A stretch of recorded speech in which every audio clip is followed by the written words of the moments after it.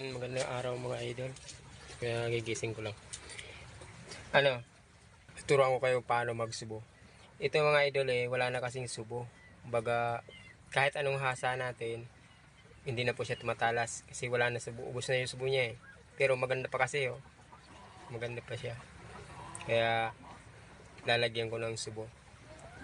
Yan mga idol, ako. Kasi yung naman ako sa papa ko, pag nagsusubo ng itak, bao yung ginagamit. Although, uling yung karamihan uling. Kaya, ngayon, naggatong ako ng bao. Yan mga idol. Yan. Naggatong tayo ng bao para susubo natin.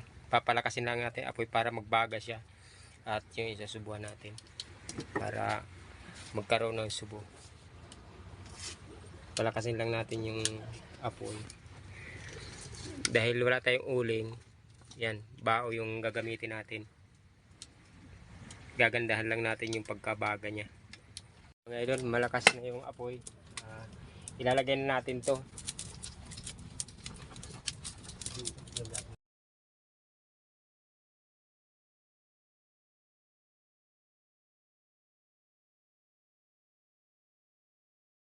Inalang natin yung apoy. Malakas masyado.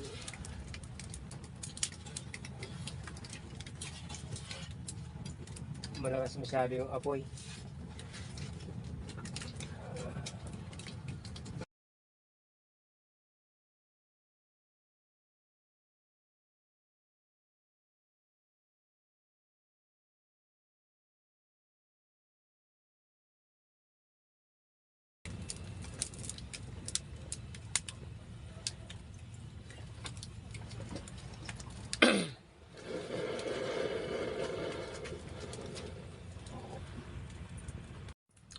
Kailangan papulahin natin masyado mga idol yung na yan, yung itak, yung pinakambakal niya.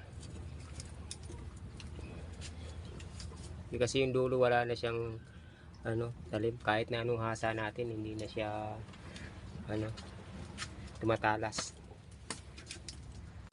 Tinawban natin ng yero mga idol kasi napakalakas ng apoy para yung pinakang init niya talaga dulo sa loob. Kaya lagyan ko, nasa tungko lang kasi ako naggawa mga idol dahil sa bahay nga homemade lang nung ginagawa natin.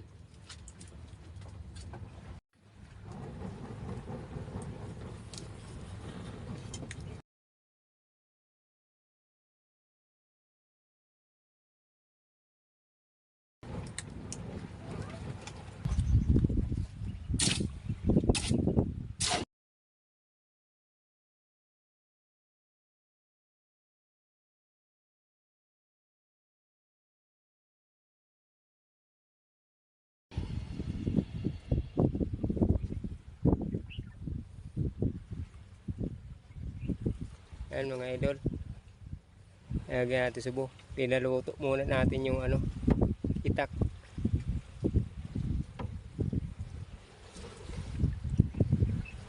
Ganun lang mga idol, pagka bagang-baga na yung itak, dataga nyo lang. Ganyan bago diretso lubog. Ganun lang magsubo mga idol. Ayan mga idol, ito na yung sinubuhan natin, hinasa ko na. Kasi ayaw to tumalab Yun. Subukan natin kung natalab na. Dahil kapag walang subo mga idol, kahit anong hasa, hindi talaga natalab Yan Yan mga idol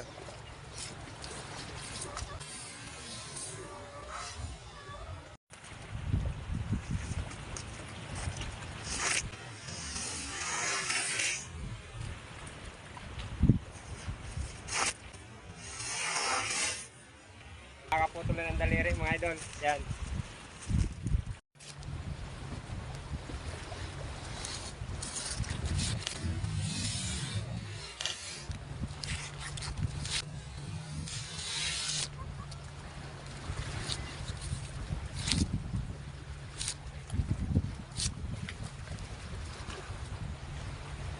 Pwede na. Yan mga idol, matalas na. Hindi katulad nung wala siyang subo. Yan mga idol, yung pagsubo lang pala pagka wala tayong acetylene. Kasi mas maganda pag acetylene din kasi lutong-luto yung bakal. Pag wala, pag nasa bahay lang kayo, katulad dito, bundok. Ang gagawin nyo lang mga idol, bao. Mag ano kayo, mag silap kayo ng bao hanggat sa maging baga. Tapos, pag baga na siya, itatahob mo na siya dito. Para mas maluto siya, habang umaapoy yung bao, ilagay mo na siya. Tapos hanggang hanggang mabaga. Pag baga niya, yun, papaypayan mo hanggang sa pumulang-pumula to mga idol. Pag pulang-pula ng mga idol, saka mo itataga 3 beses, diretso lubog sa tubig. Yun, may na, hindi na tayo magbabayad ng pagpasusubo. Yan, may subo na. Makakaputol na ng daliri. Yan mga idol. Sana may natutunan kayo mga idol. Maraming salamat sa suporta nyo sa panonood sa video. Hanggang sa muli, Lelo Reno mga idol.